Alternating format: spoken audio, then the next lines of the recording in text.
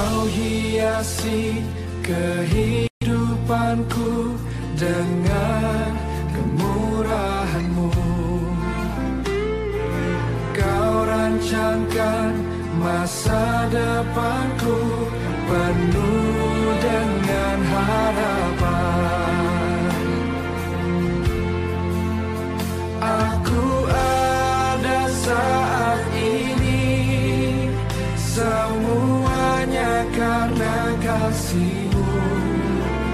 Aku hidup hari ini, semua berkat kemurahan-Mu. Terima kasih Yesus, Engkau sangat baik, teramat baik. Aku ada saat ini, aku ada, semuanya karena kasih, semua karena kasih. Hidup hari ini, semua berkat kemurahan-Mu. Terima kasih Yesus, Engkau sangat baik, teramat baik bagiku. Aku ada saat ini, semuanya karena kasih-Mu.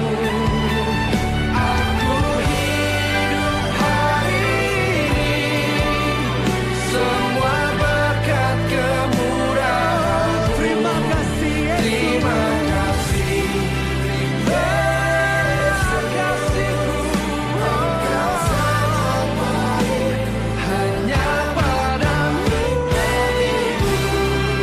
Yesus, Engkau sangat baik, teramat baik bagiku.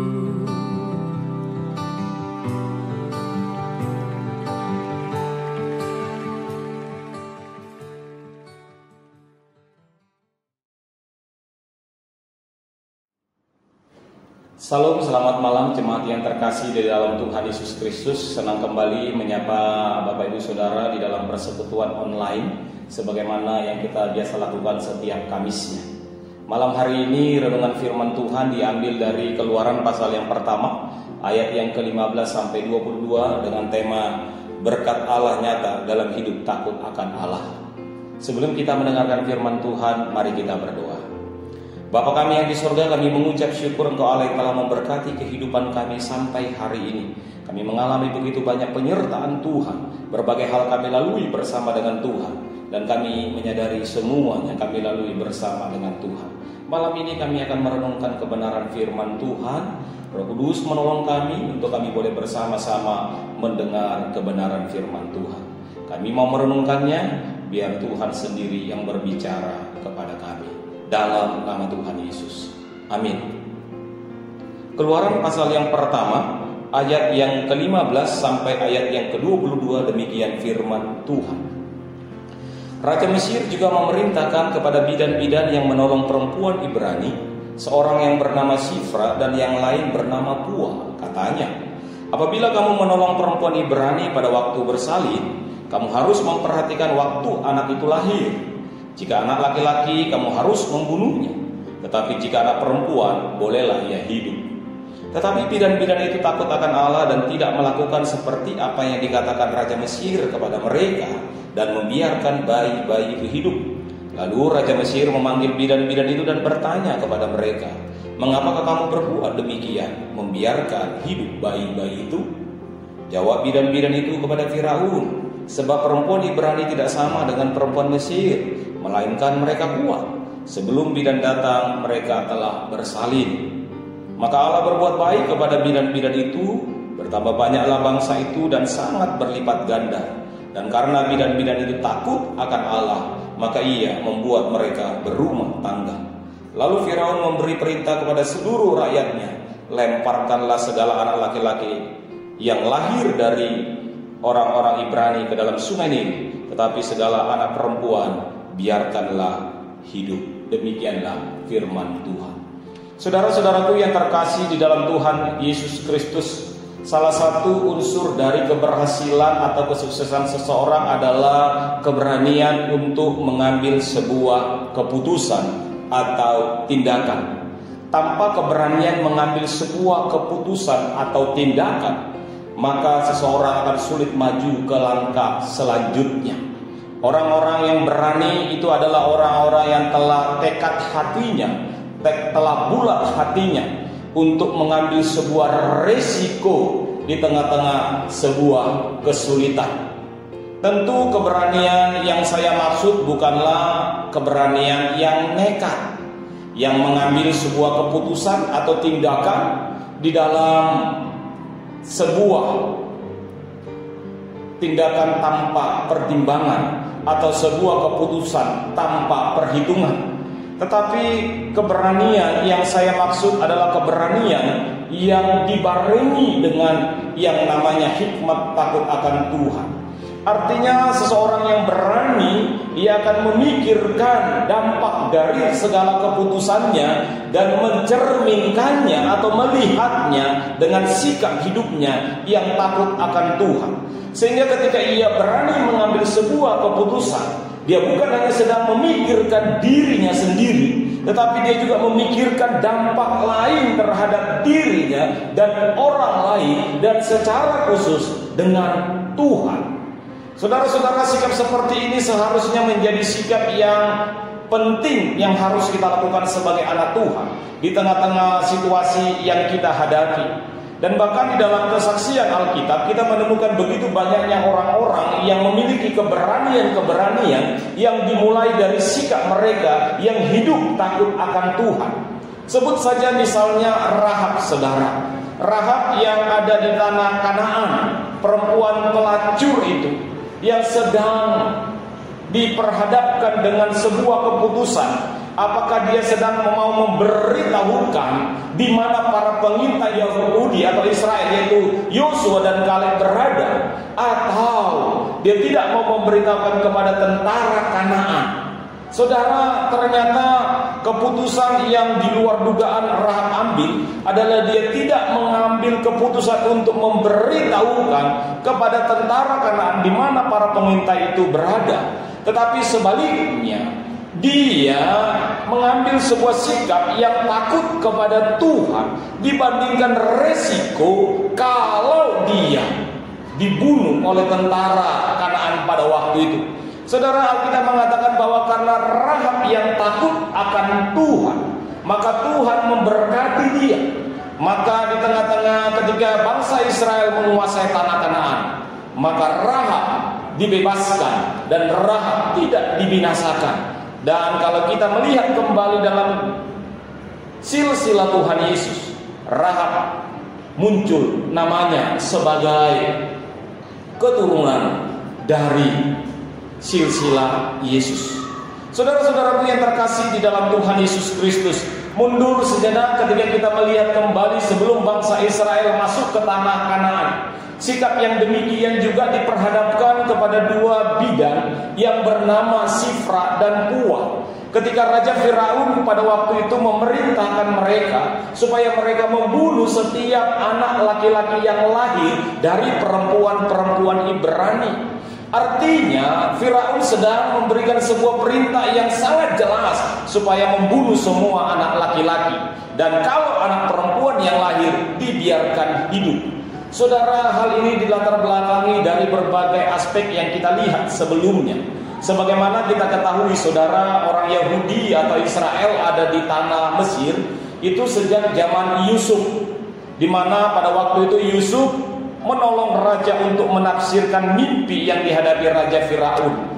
Maka ketika mimpi itu dijelaskan dan mimpi itu terjadi, saudara, maka Raja Firaun pada waktu itu memberikan upah atau jasa kepada Yusuf. Bukan saja Yusuf menjadi orang penting di Mesir, tetapi Yusuf dan keluarganya, ada Yakub dan saudara-saudaranya, diberikan sebuah tanah yaitu di daerah Gosen untuk mereka tinggal. Alkitab mencatat mula-mula mereka hanya sampai 70 orang, tetapi berikutnya terus berkembang dan terus berkembang. Sampai muncullah Firaun yang berikutnya. Di ayat 8 dikatakan, lahirlah Raja Firaun yang tidak lagi mengenal Yusuf. Artinya raja ini tidak lagi mengenal bagaimana orang Israel itu ada di tanah Mesir. Dia tidak lagi mengenal bagaimana kebaikan Raja Firaun kepada orang Israel. Tetapi sebaliknya dia melihat orang Israel itu sudah bertambah banyak dan berkembang banyak di sana dan berpengaruh di sana. Dan ketakutannya muncul, jangan-jangan nanti orang-orang Israel ini bersekutu dengan lawan-lawan Mesir, dan mereka akhirnya memerangi Mesir dan menguasai Mesir. Saudara, ketakutan inilah yang membuat Raja Firaun yang baru ini akhirnya melakukan tindakan keji kepada orang Israel. Pertama-tama yang dia lakukan adalah bagaimana orang Israel dipaksa untuk mengadakan kerja paksa, ditindas saudara-saudara, dibuat mereka hidup sebagai budak keji, dan bahkan banyak yang mati pada waktu itu. Untuk apa? Supaya mereka tidak lagi menjadi bangsa yang kuat, tetapi bangsa yang lemah di bawah kekuasaan Firaun. Tetapi menarik saudara, Alkitab mengatakan di ayat yang ke-12 pasal yang pertama, tetapi makin ditindas, makin bertambah banyaknya mereka. Makin berkembang mereka, makin ditindas, bukan makin mati. Maka itulah sebabnya Firaun akhirnya untuk memutus mata rantai generasi dari Firaun ini, dia menyuruh Sifra dan Pua untuk membunuh semua generasi laki-laki dari orang-orang Ibrani. Saudara, di tengah situasi yang tidak mudah seperti itu, Sifra dan Pua ternyata tidak mengikuti perintah raja. Dikatakan di ayat yang ke-21 bahwa Sifra dan Pua tidak melakukan apa yang diminta oleh raja, karena mereka adalah orang yang takut akan Tuhan. Saudara-saudaraku yang terkasih, artinya Sifra dan Pua lebih melihat Tuhan yang maha kuasa, lebih melihat kuasa Tuhan lebih besar dibandingkan Raja Firaun yang pada waktu itu besar memang di dalam kekuasaannya, di dalam segala perintahnya. Tetapi Pua dan Sifra mengambil sikap dalam keberaniannya untuk menentang raja.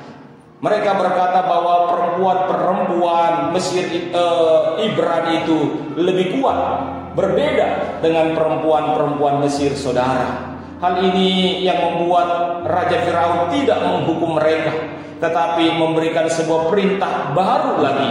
Di ayat yang ke-22 apa itu dikatakan? Supaya melemparkan segala anak laki-laki yang lahir bagi orang-orang Ibrani. Saudara-saudaraku, ini menarik sekali saudara, sikap dari Sifra dan Pua ini.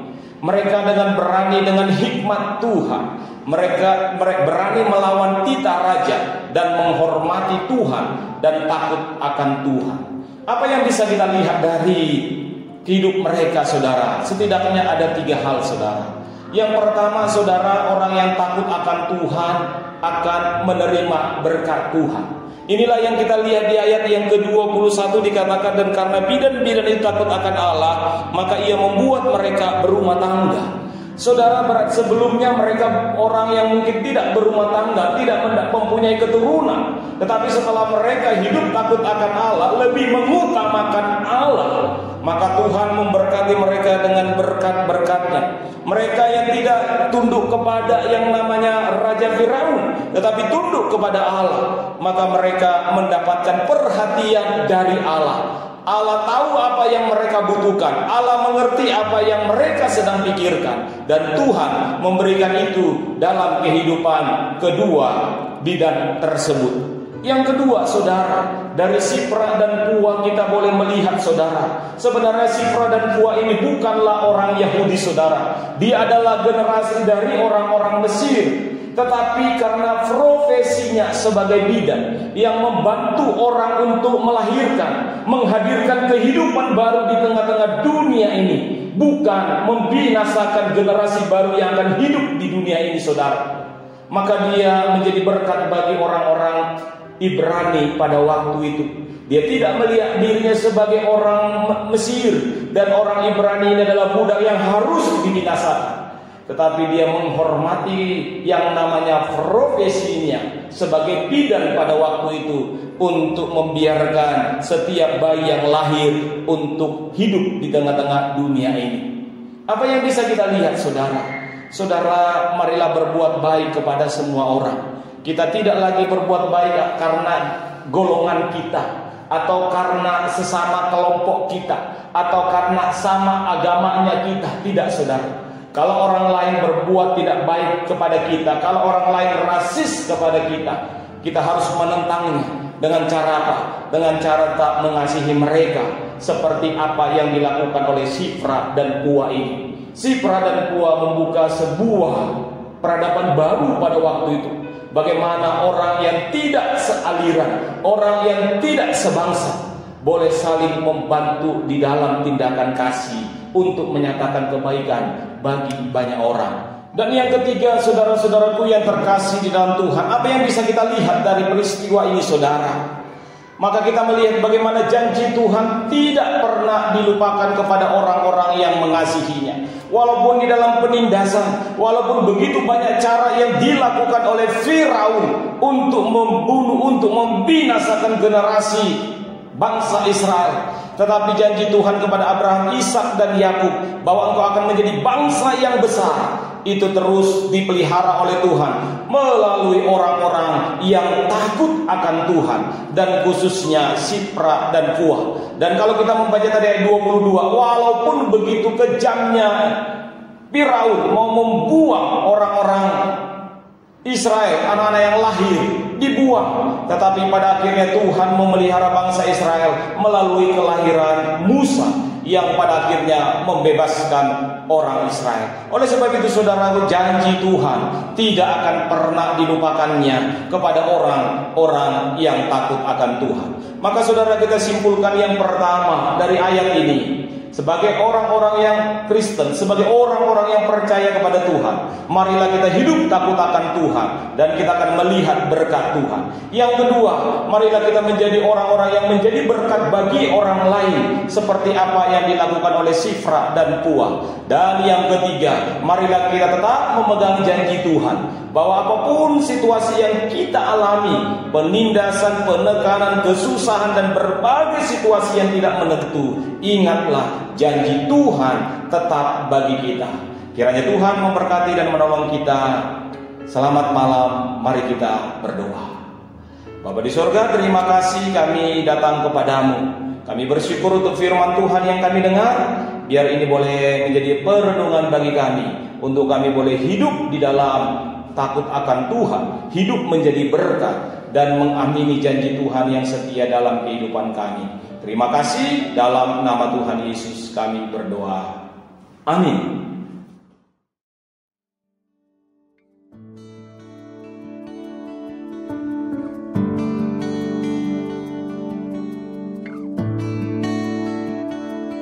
Jikalau bukan karena Tuhan, jikalau tanpa kasih Tuhan, tiada ku sanggup menjalani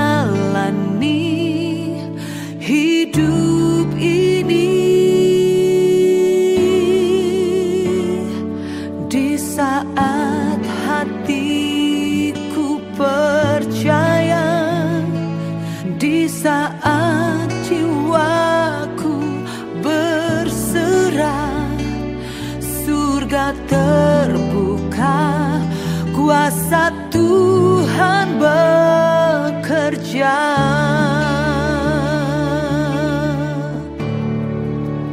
Ku terima berkat yang datang dari Bapa, Putra, dan Roh Kudus.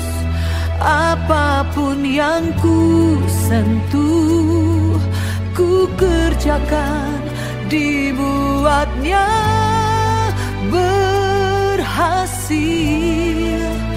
Sinar wajah-Mu yang menerangi, menjaga dan menuntun hidup. dan penyembuhan.